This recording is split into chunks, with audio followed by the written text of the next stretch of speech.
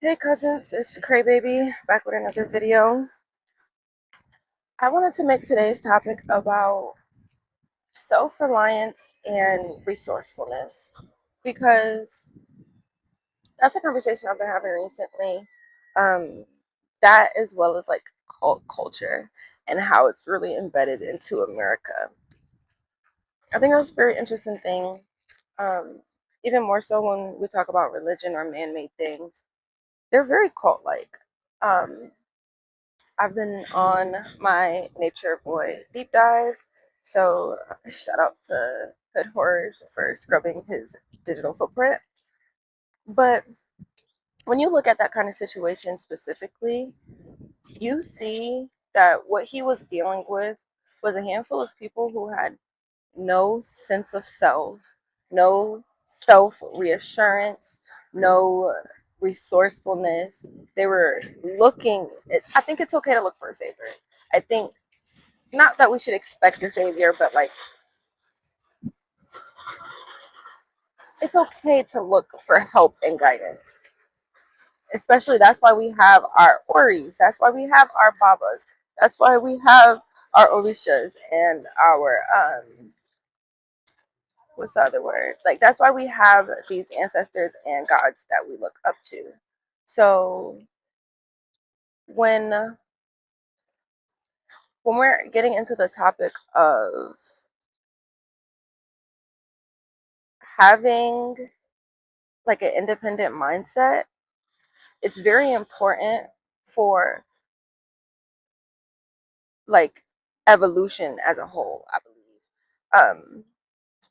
When you are able to like tap into a higher consciousness and be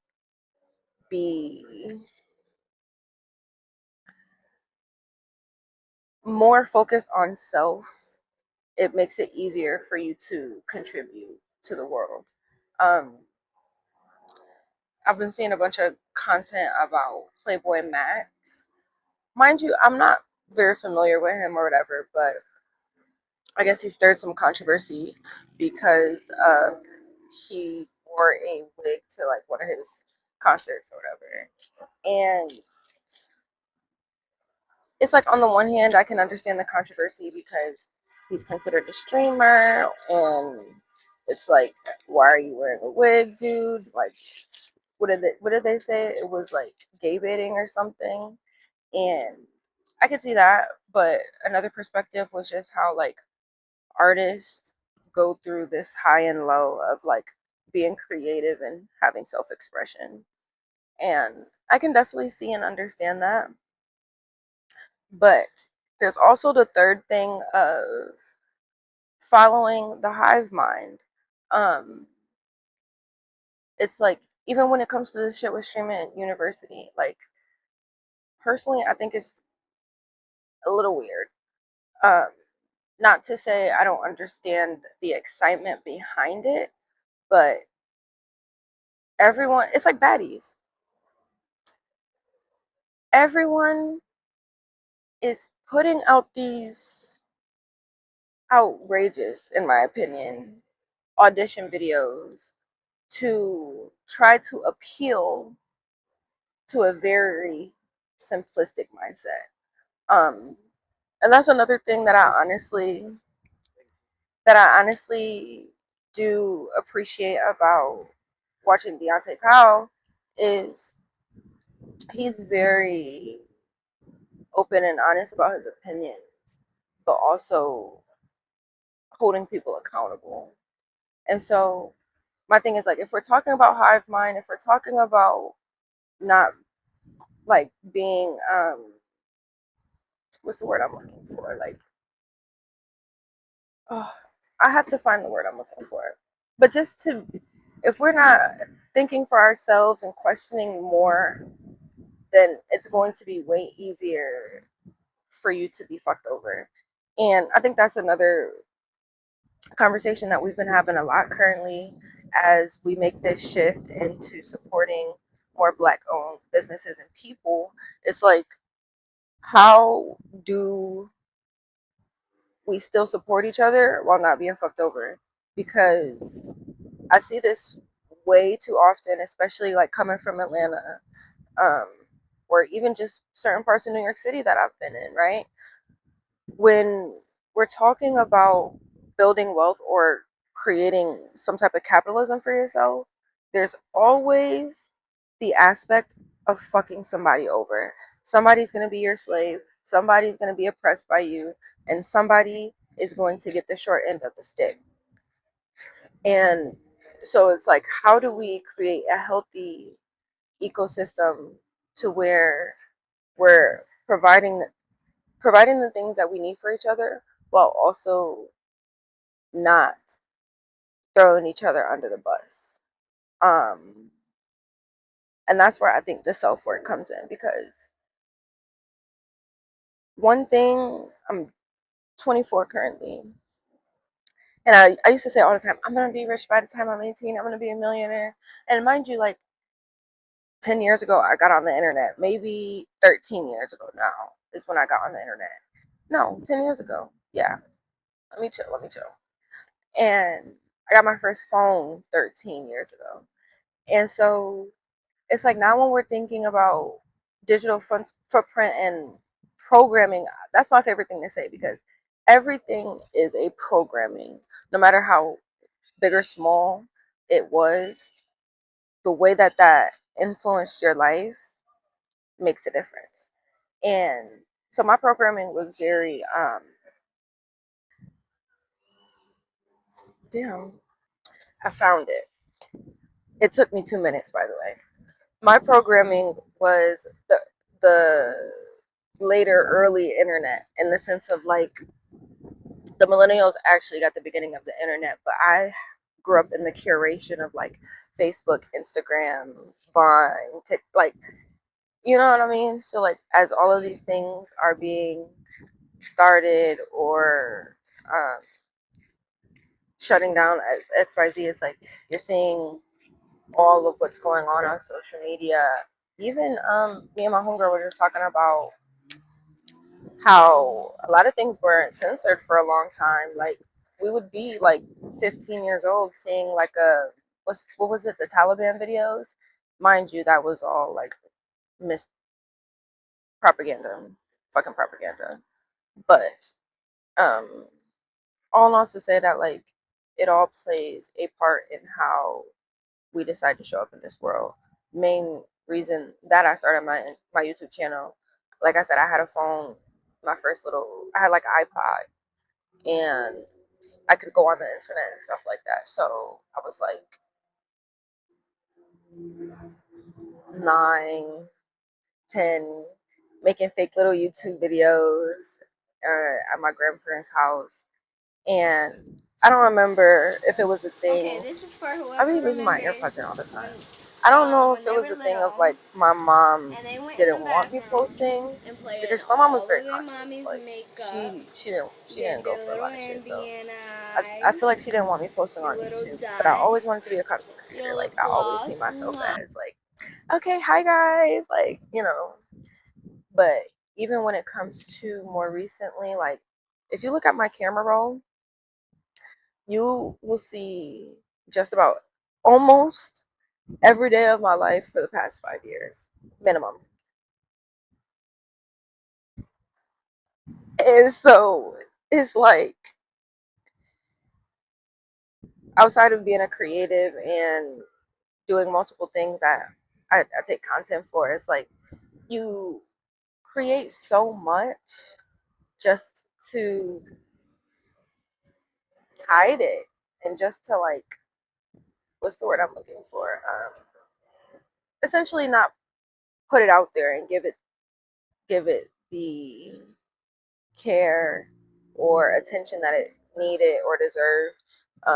I think another thing that like happens often is we don't always realize, like, sometimes our worst shit be the best shit. Personally, my hair, y'all see the drip, y'all seen the drip already. My hair, I was crashing out that night, bleached my roots, dyed my hair pink, cut my hair, attached my hair, and then everybody was like, "Oh my gosh, your hair is so pretty. I love the color. I love it. I love it. I love it." And I'm just like, Really? Because I hate it. 'Cause but I'm making it work. It's like a part of it is faking it till you make it, but also it's like if I didn't say it, they wouldn't know. And I'm still wearing it with confidence. I'm still being authentic to myself. I'm still making the mistake a happy one and still finding the beauty in it. And I think that's something that you have to do in life overall. You really have to allow things to flow and find the beauty in the world. Okay, I'm at 10 minutes. I might make this longer because I want to yap. But um, in the sense of like finding the beauty, in the sense of finding the beauty, you should be able to. I'm sorry, I don't know if the wind is like crazy, so I'm just block the mic. But you should be able to be inspired by the world around you. Something I've been wanting to say is as much as I believe in natural nature and like the way like that nature is supposed to flow, I also do believe in civilization to an extent. Um, we've evolved. Like there's no going back from here. Like we are literally connected to every other point of the world. And so it's like now how do we use this resource to be able to assist other people, inspire other people, get out of our own way and like put ourselves out there. Because the more that we do that, the more things that flow towards us. And that's something that I've uh, experienced for myself and spoken on a few times. Like I am trying to figure out what the difference is going to be for me to be more consistent with attracting tattoo clientele because my hair clientele has been great. Like I have cancellations every once in a while, but hair is great. It's booming. But now it's like, how do we bring that same energy into the tattoo world where my muse is Rihanna? That's the goal. And I work on the same street that she goes to, that her tattoo shop is on. So it's like, how do I put myself in these positions to where I'm A, being surrounded by like-minded people or the people that are at the heights that I want to be at. That's why once again I am grateful for my mentors because it's not something that they brag on, but something that they make clear is that the reason that they're able to charge as much as they do and attract high value clientele is because of the care, attention to detail, and perfectionism almost that they put into their work. And so it's like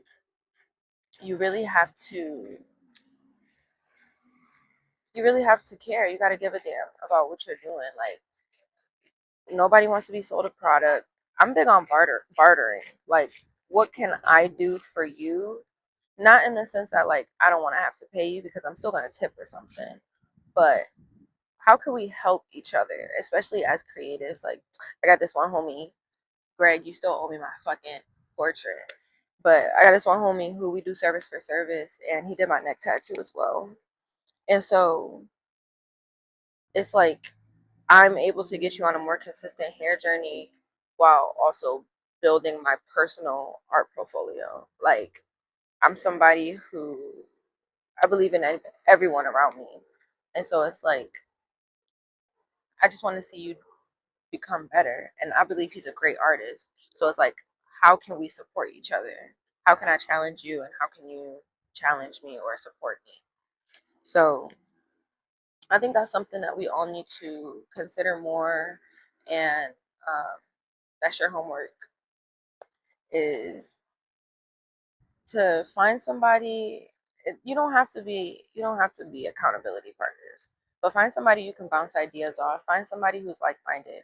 Find somebody who has similar beliefs in you. So when you're speaking from an authentic place, it doesn't feel like a passive judgment all the time. Like make it make it your world. Um, I think back to like the creative and Playboy Max shit. It's like if you're gonna do it, and don't be concerned about the outcome of other people's reactions to that. Um, as I navigate my own visibility wounds and talk about these things with other people, the main narrative is that we're more focused on optics than the reward. Like, you don't want to have regrets in life. Me, I have one regret. That's it. One big regret. And that's my mom. Like, that's obviously like, it's like something that I may come overcome with time. But in reality, like, I will be regretful about that situation for a while. And other than that, I cannot say that there's nothing that I obviously, like, I'm young, so I know that I have a lot to do. But when it comes to like being touristy, enjoying the moment, having fun, it's like there's nothing that I can't say I haven't done or enjoyed for myself. And so I feel really grateful to allow myself to be free spirited and have these experiences. Um, and so in that sense, that's another reason. That's okay. I'm gonna try to wrap it up here. That's another reason why they say if you can make it in New York, you can make it anywhere, because you really have to do your homework. Nobody is going to be like, here's the pamphlet for everything that you want out of this city. It's like, what are your goals? What do you expect? How do you want this to play out? And plan it out backwards. Like, once again, if I see myself becoming a successful tattoo artist, I need to first get my tattoo license. Okay, I did that. Get your tattoo license. Especially if you're in New York State, I highly encourage you to do that. I think I had more hesitation when I lived in Georgia just because they have more of a process that you have to go through. But in New York State, they don't have a set regulations yet, so you just pay a fee and take a class and you get your license.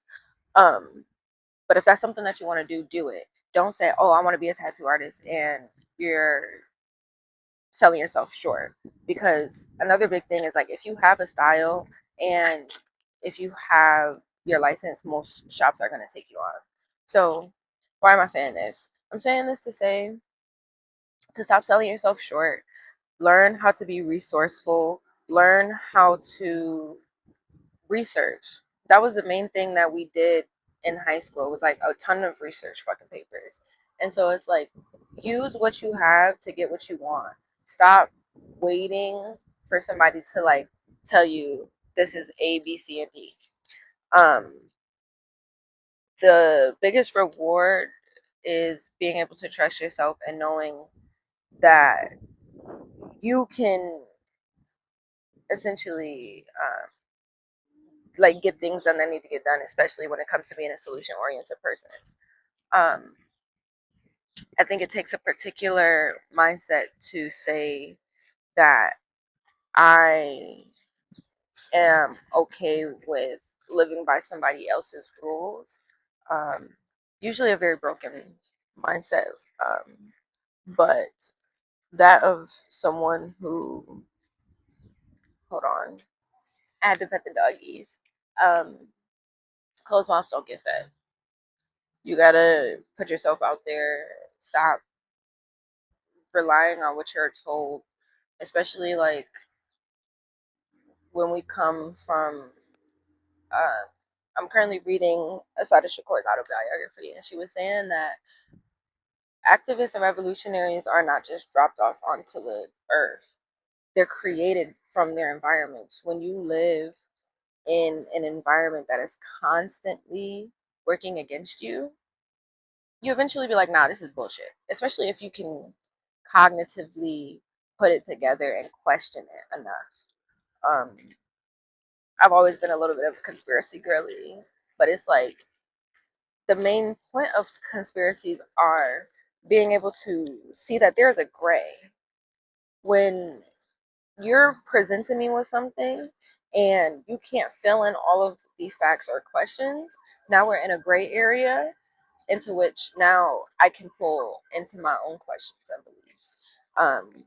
We've seen this thousands of times when it comes to conspiracy theories specifically attached to the government. And I think that's something else particularly telling about the times that we're living in, because I think she wrote the book. The book was published in the 80s, and this was like right after Watergate or whatever. So here we are, what, 60 years later, and it's the same shit.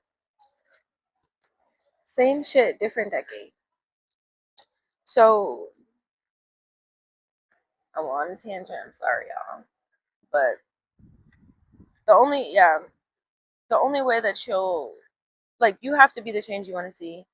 You can't always expect for there to be a guide or a model for what you want, but do the work to become resourceful so that you can see the outcomes that you want. I'm sorry. I remember what I was saying before about living in New York. Um, Once again, if you can make it here, you can make it anywhere, because it takes a lot of, once again, doing your homework, because you have to use your sense of direction to, in a sense, you have to be able to read, okay, I was here, now I know that I'm here, like this looks familiar, I'm going the wrong way, whatever, like that, because a lot of people don't have those basic life skills. And so now it's like, what happens when you're in the real world by yourself or with no guidance per se? So all of that to say, like, use what you have to get what you want. And we live in the age of information. So there's no excuse.